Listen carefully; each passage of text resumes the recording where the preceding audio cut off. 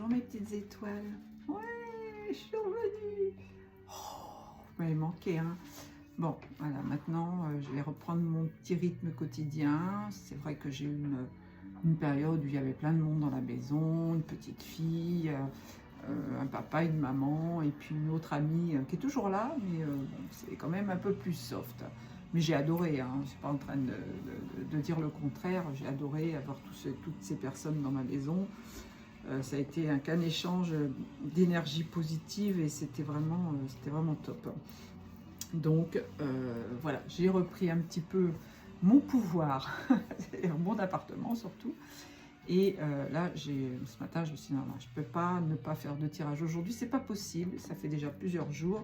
J'ai fait une apparition toute timide et puis je suis repartie. Bon. Je vous ai quand même partagé beaucoup de choses, hein, parce que j'ai fait des visites bateau-mouche, les visites du musée Rodin, etc. Donc j'ai tout partagé avec vous pour ne pas vous laisser seul. Mais là, on va repartir sur un tirage. Alors, je vais commencer et je vais vous étirer les cartes, pardon, avec le pouvoir extraordinaire de l'énergie. Oh, on parle énergétique là aujourd'hui. Alors, la première carte qui a sauté, c'est la carte 20, c'est la carte de l'ancrage.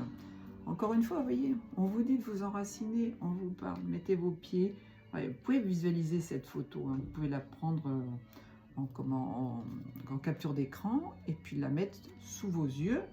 C'est-à-dire, voilà, il faut que mes racines, elles sortent comme ça de mes pieds, qu'elles s'enfoncent dans la terre. Hein, et à ce moment-là, en méditation, vous demandez justement à Gaïa de prendre tout ce qui ne vous correspond plus, toutes les mauvaises énergies. On rencontre sans arrêt des gens qui sont négatifs, qui sont pleins d'entités, qui ont des problèmes justement énergétiques.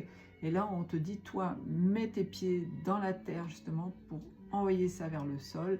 Et la même chose par le haut. Hein. Normalement, ça doit monter le long de vos jambes, de vos chevilles, de vos jambes, de votre corps, de votre kundalini, votre colonne vertébrale. Et ça doit ressortir. Je suis en train de me montrer sur la caméra, je suis complètement idiote. Ça doit ressortir justement au niveau du chakra coronal pour aller vous ancrer soit dans le soleil central, soit dans l'univers tout simplement. Et c'est à ce moment-là que vous pouvez aussi faire vos demandes à l'univers, bien formulées avec du positif, hein, surtout pas de négatif. Hein. Donc là, on te parle encore de t'ancrer, de t'enraciner surtout. Je vous ai expliqué la différence entre l'enracinement et l'ancrage. L'enracinement, c'est vraiment les pieds dans la terre, vous ne bougez pas. Un arbre, il ne bouge pas, il ne bouge que les feuilles. Hein. Il ne bouge que les feuilles, les branches, mais son tronc, il est solide, il est dans le sol et il ne bouge pas. J'enlève la fumée, parce que j'ai mis un peu d'encens, mais ça va sauter sur TikTok sinon. Ensuite, vous avez besoin d'une connexion au monde céleste. Vous le savez, donc faites bien l'ancrage en imaginant ces racines qui descendent dans le sol, qui remontent le long de vos jambes et qui passent vers votre chakra coronal pour justement aller vous connecter à l'univers et faire vos demandes bonne et due forme. La deuxième carte qui a sauté, c'est la carte 16. En fait, si c'est un 7, on est encore avec notre divin là. Hein. Le chakra du troisième œil. Beaucoup d'entre vous savent ce que c'est que le troisième œil. C'est la petite fenêtre qui se trouve ici, entre vos deux yeux, juste au-dessus des sourcils, et qui est reliée à votre glande pinéale. Votre glande pinéale, il faut savoir que dans le monde dans lequel nous vivons, on nous l'a caché. On a mis un voile dessus pour que vous ne sachiez pas d'où vous venez. Vous venez des étoiles, vous le savez, c'est pour ça que je vous appelle mes petites étoiles. C'est pas anodin, hein, j'aurais pu vous appeler mes saucissons, hein. Je n'ai pas voulu vous appeler mes saucissons quand même, il ne faut pas exagérer. Donc je vous ai appelé mes petites étoiles. Ce n'est pas un hasard, parce que nous venons tous d'une autre galaxie, nous venons tous du monde de là-haut. Et votre troisième œil, c'est une ouverture justement sur le monde galactique, sur le monde de l'univers. C'est la corrélation entre ce monde-ci et le monde divin. Si c'est fermé, si on vous a mis un voile, qu'on vous a calcifié cette glande pinéale, vous ne pouvez pas avoir de l'intuition, vous ne pouvez pas vous poser des questions en disant « Ah, tiens, c'est mon instinct qui me dit il faut que j'aille par là et pas par là, donc je vais le suivre ». on vous dit, suivez votre intuition. Si cette glande pinéale est calcinée, j'allais dire, est calcifiée, si votre troisième œil est fermé, vous ne pouvez pas avoir cette intuition. Il faut savoir que quand elle est ouverte, vous pouvez voir le monde de l'autre côté. Alors, sous différentes formes, ça peut être de la couleur, ça peut être, vous savez, comme un kaléidoscope, vous avez plusieurs couleurs qui viennent vous titiller le troisième œil. Vous pouvez aussi voir des formes, vous pouvez aussi voir des personnages, des sites, des endroits qui existent dans l'univers et d'où vous venez, tout simplement. Donc c'est pour ça qu'en étant sur Terre, en venant vous incarner ici, vous êtes venu apprendre justement aux gens qui sont sur Terre d'où vous venez. C'est pour ça qu'il faut travailler sur votre glande pinéale pour la décalcifier. Alors on évite l'eau avec du fluor, on évite les dentifrices avec du fluor déjà. Après vous avez plein de travail à faire sur vous pour justement améliorer cette glande. La troisième carte qui a bien voulu venir dans mes mains, c'est la 18, 8 et un 9. On parle encore de fin de cycle là. Mais on te parle des canaux de circulation. C'est quoi les canaux de circulation? C'est ce qu'on appelle les chakras. Beaucoup d'entre vous savent ce que c'est que les chakras. On en a 7 officiels, mais on en a beaucoup plus. On en a dans les mains, on en a dans les pieds, on en a dans les chevilles, on en a au-dessus de la tête, on en a en dessous. Mais voilà, on parle des 7 principaux. Les 7 principaux, le chakra racine qui vous permet justement de faire de l'ancrage. Vous avez le chakra sacré qui correspond à la naissance, au sexe, à l'homme, à la femme, au féminin, au masculin sacré, à la naissance, donc au bébé, à votre naissance, à vous aussi. Hein. Tiens, m'empêche de parler. Après, vous avez votre plexus solaire. Plexus solaire, c'est votre deuxième cerveau. Je vous ai dit déjà, quand vous avez mal à la tête, vous avez mal au ventre. Quand vous avez des soucis dans la tête, souvent ça se répercute sur votre ventre. Ça doit être libéré. Ensuite, vous avez le chakra du cœur. Si votre chakra du cœur n'est pas ouvert, vous ne pouvez pas aimer les autres, vous ne pouvez pas vous aimer non plus, et vous ne pouvez pas avoir de l'amour inconditionnel pour les gens. Pour les gens qui vous entourent, pour les animaux, pour les végétaux, pour les minéraux, peu importe, hein, tout mélanger. Ensuite, vous avez le chakra de la gorge. Si votre chakra de la gorge est fermé, vous ne pouvez pas communiquer. Si vous avez quelque chose à dire à quelqu'un qui vous gonfle, qui vous fait du mal, vous allez être bloqué, vous allez rester muet parce que justement ce chakra-là n'est pas ouvert. Si vous l'ouvrez, vous allez voir, vous allez libérer la parole, et alors vous allez être, on va même devoir vous faire taire tellement vous allez parler. Ensuite, vous avez ce chakra du troisième œil dont je vous ai parlé avant, et le chakra coronal, qui est le chakra de la connexion au monde divin. Pourquoi, à votre avis, en 2020, quand on a été enfermé pendant 2 mois, on a appelé cette bestiole avec des petites pointes de partout, je ne vais pas la nommer parce que sinon on va me striker, le virus, ok? Corona, la couronne. Cette bestiole, elle est en forme de couronne. Et bien pourquoi? Parce qu'on vous a privé justement de liberté, on vous a enfermé, mais on vous a aussi privé de communication avec le monde céleste. C'est pas anodin. Hein? Faites le rapprochement. Ensuite, on a la carte de l'aura. Ah, alors qu'est-ce que c'est l'aura? L'aura, c'est vous dans votre entièreté. Vous avez un corps physique. Vous avez un corps là, c'est un corps de chair là, qui grossit, qui maigrit, qui fait mal, qui vous permettent de déplacer votre âme. Parce que vous savez que vous avez l'âme à l'intérieur de ce corps. L'aura, elle est constituée de 7 corps énergétiques. Je vais vous les lire, je vais vous les nommer, comme ça vous saurez de quoi il s'agit. Je les ai retrouvés tout à l'heure, parce que je ne les connais pas par cœur, je devrais. Alors, je vous montre.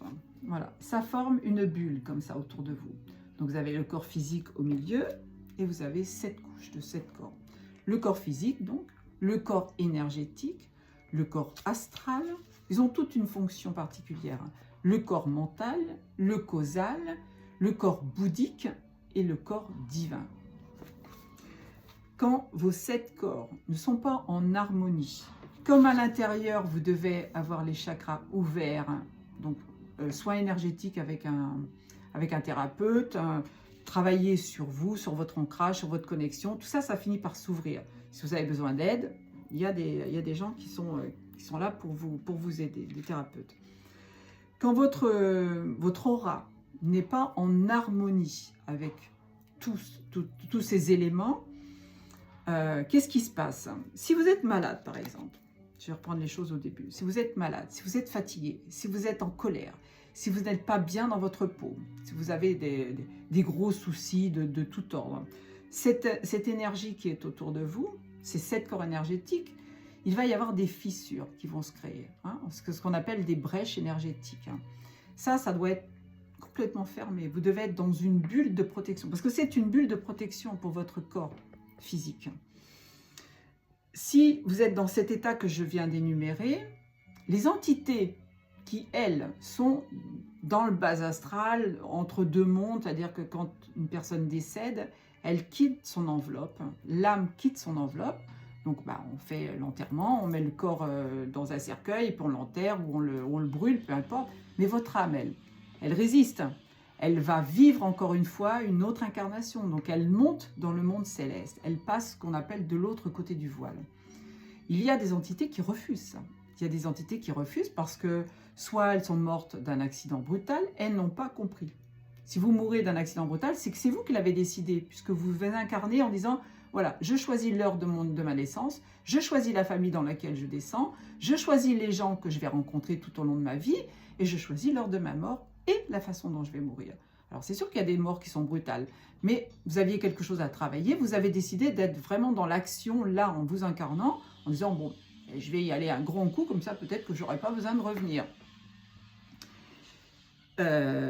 Donc j'étais en train de dire, voilà, les âmes qui décèdent souvent, soit d'une mort brutale, soit ce sont des gens qui sont matérialistes, oh zut, je vais plus pouvoir profiter de ma maison, je vais plus pouvoir profiter de ma piscine, ou alors vous êtes simplement dans la tristesse, vous voyez vos enfants que vous laissez sur terre qui pleurent toutes les larmes de leur corps, ou votre chéri qui est accroché à vous, qui ne veut pas vous laisser partir, ça vous retient dans ce monde-ci. Et ces âmes qui sont retenues, elles ont besoin d'énergie pour vivre, enfin pour se déplacer, pour rester entre deux eaux, on va dire. Et c'est là qu'elles profitent justement de vos brèches dans vos corps énergétiques pour rester entre deux mondes. Et souvent, vous allez avoir soit des mots MAUX que vous ne connaissez pas, c'est-à-dire un matin, vous allez vous réveiller et dire « Oh là là, mais j'ai mal au dos, comment ça se fait ?» Vous avez une entité là qui s'est collée de ce côté-là. Là. Vous allez avoir vos yeux qui vont être tout collés, elle va se mettre justement au niveau de vos yeux. Donc vous avez besoin de travailler ça. Vous avez besoin de faire partir ces entités. Moi, c'est ce que je fais. Quand j'ai quelqu'un en soins, je lui fais partir les entités. Et après, je referme les brèches. Et puis, en général, les gens me disent c'est marrant, je me sens beaucoup plus léger, je me sens beaucoup plus légère. Ouais, normal. Il n'y a plus les entités qui collent à la peau.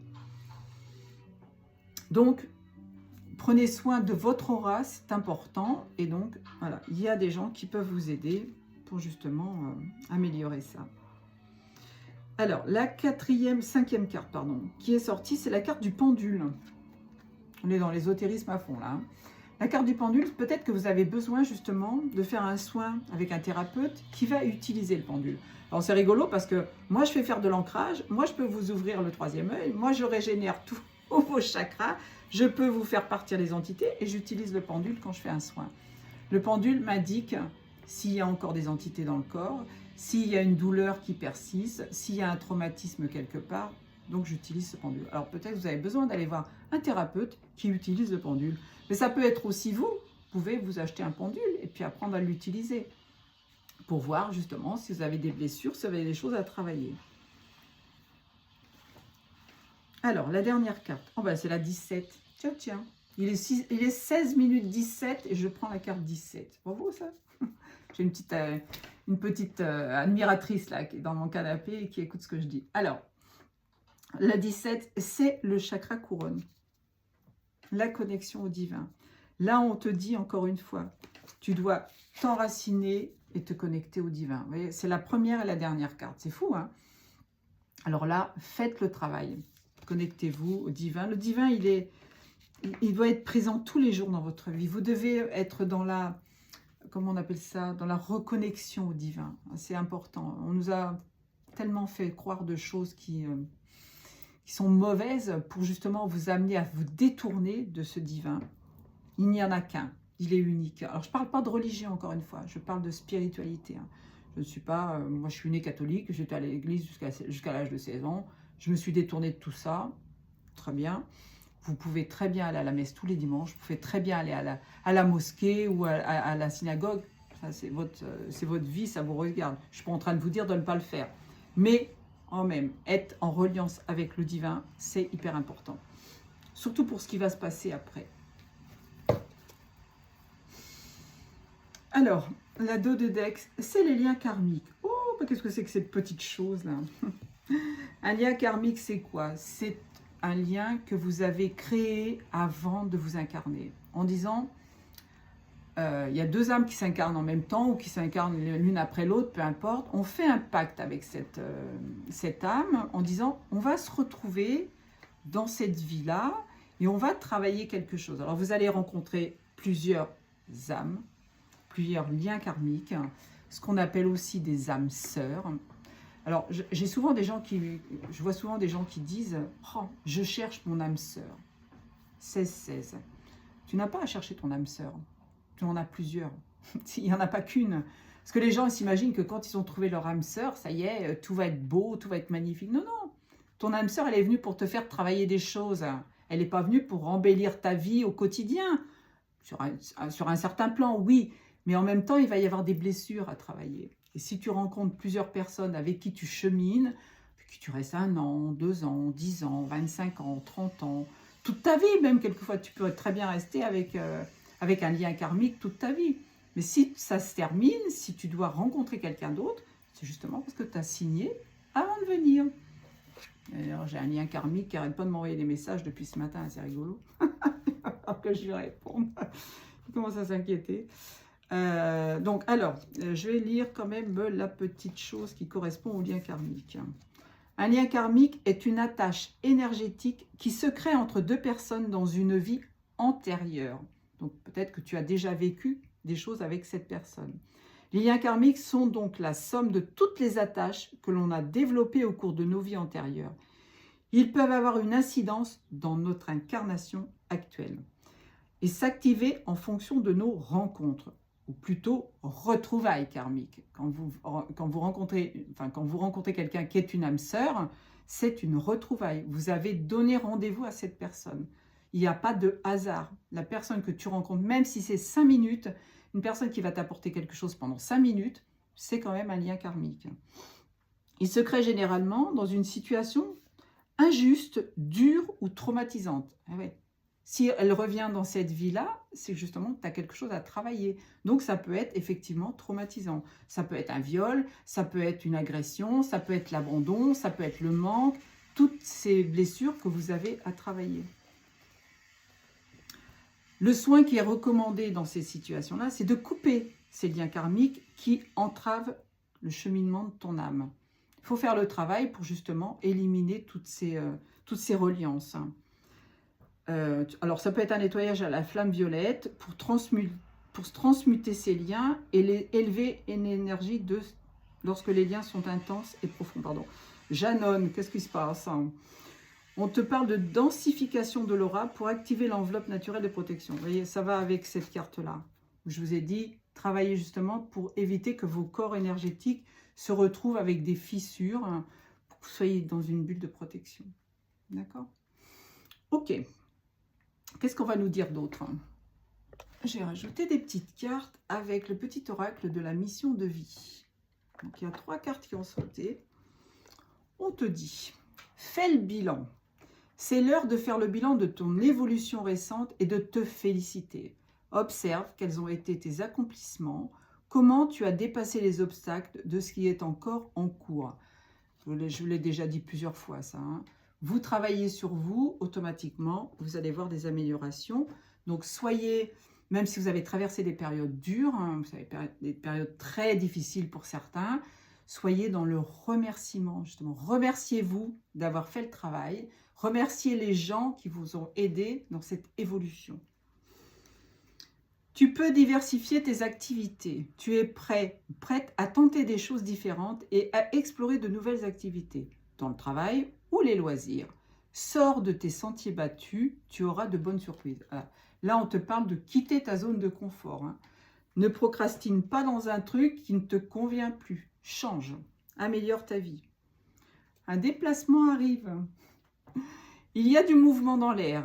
Un voyage, un déplacement personnel ou professionnel, même proche, t'apportera des clés importantes. Peut-être que c'est à toi de le déclencher. Ou es-tu appelé à y aller? C'est rigolo, parce que je parlais de ça ce matin. Donc, on est tout à fait en harmonie. Ah oui, de temps en temps, je vous tire les cartes, mais j'ai des petites cartes pour moi aussi. Hein. Alors, j'ai un message pour toi. Je vais faire vite parce que je suis à 20 minutes déjà. Le message de l'araignée. L'araignée vient à ta rencontre pour t'apporter le message suivant. Si tu veux réussir dans ta carrière, il faut que tu tisses ta toile. Crée ton réseau professionnel et l'entretenir, mais aussi continuer à développer tes compétences avec des formations, commencer des projets, faire évoluer tes finances, tout comme accorder du temps pour la détente et ta vie personnelle. Ta toile est la base qui sous-entend et soutient toute ta vie pro. Chacun de ces angles doit être solide pour tenir dans le temps et continuer à grandir. Si tu croises une araignée dans les prochains jours, elle viendra te confirmer que tu peux créer une carrière solide et épanouissante. Oui, tu en es capable. Il y a un numéro qui va avec, c'est le numéro 39 et le signe, donc je vous dis une araignée. Alors ça peut parler à beaucoup de gens qui justement sont dans une situation de travail qui ne leur convient pas. Peut-être que vous avez besoin d'en changer. Faire une formation, de progresser, de changer tout à fait de direction. La carte du 6 juin, l'année du bonheur. Je me souviens d'une situation dans laquelle mes émotions n'ont été ni respectées, ni même entendues. Je respire profondément. Je me révolte contre ce refoulement qui m'a été imposé.